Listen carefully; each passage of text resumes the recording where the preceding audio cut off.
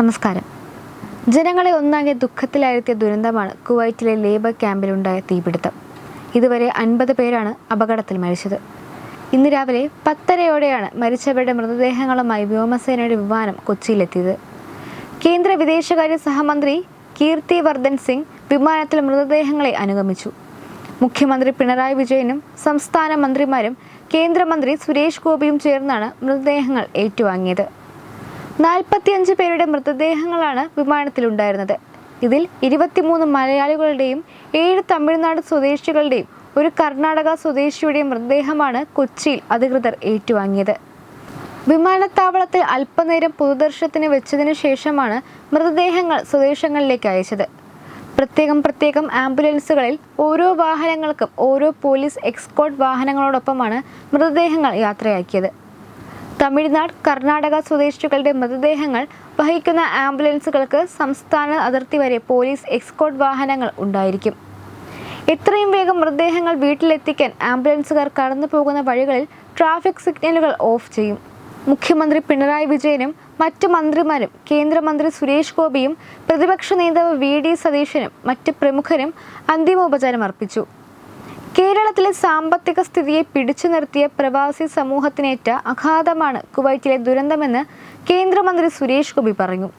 വളരെ ഖേദകരമായ സംഭവമാണിതെന്നും സംസ്ഥാനത്തും രാജ്യവും എന്നും പ്രവാസി സമൂഹത്തോട് കടപ്പെട്ടിരിക്കുന്നുവെന്നും അദ്ദേഹം പറഞ്ഞു.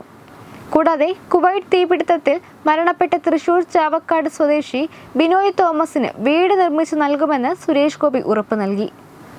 പാവറട്ടിയിലെ ഫുട്വെയർ സ്ഥാപനത്തിൽ ജോലി ഉപേക്ഷിച്ച് വീട് പണി പൂർത്തീകരിക്കാനുള്ള സ്വപ്നവുമായാണ് ബിനോയ് തോമസ് വിദേശത്തേക്ക് പോയത്. കുവൈറ്റിലെത്തിയിട്ട് ദിവസങ്ങൾ പിന്നിടുമ്പോഴാണ് അഗ്നി ബിനോയിയുടെ ജീവനെടുത്തത്.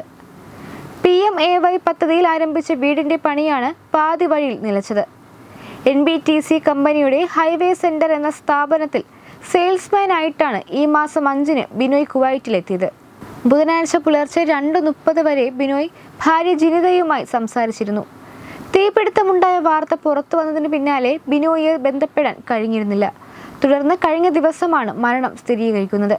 ദുരന്തത്തിൽ പൊലിഞ്ഞ ഓരോരുത്തരുടെയും കുടുംബത്തിനും വലിയ നഷ്ടമാണ് ഉണ്ടായിരിക്കുന്നതെന്ന് സുരേഷ് ഗോപി പറഞ്ഞു.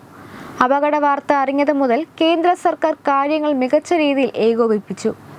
മരിച്ചവരിൽ കൂടുതൽ പേരും ഇന്ത്യക്കാരാണെന്ന് സ്ഥിരീകരിച്ചതോടെ മൃതദേഹങ്ങൾ നാട്ടിലെത്തിക്കാനുള്ള ശ്രമങ്ങൾ ആരംഭിച്ചിരുന്നു. മരണപ്പെട്ടവരുടെ കുടുംബങ്ങൾക്ക് സഹായം എത്തിക്കാൻ മലയാളികളും ഭാരതീയരും തയ്യാറാണെന്നും അദ്ദേഹം കൂട്ടിച്ചേർത്തു. പരിക്കേറ്റ് ചികിത്സയിൽ കഴിയുന്നവർക്ക് ആവശ്യമായ സഹായങ്ങൾ എത്തിക്കാൻ പ്രതിനിധികളുണ്ട്. ഭേദമാകുന്ന മുറയ്ക്ക് അവരെ നാട്ടിലെത്തിക്കാനുള്ള നടപടികൾ ആരംഭിക്കും. അത് കാരുണ്യ പ്രവൃത്തിയല്ല, മറിച്ച് കേന്ദ്ര സംസ്ഥാന സർക്കാരുകളുടെ കടമയാണെന്നും സുരേഷ് ഗോപി പറഞ്ഞു. വെബ് ഡെസ്ക് തത്വമൈ ന്യൂസ്.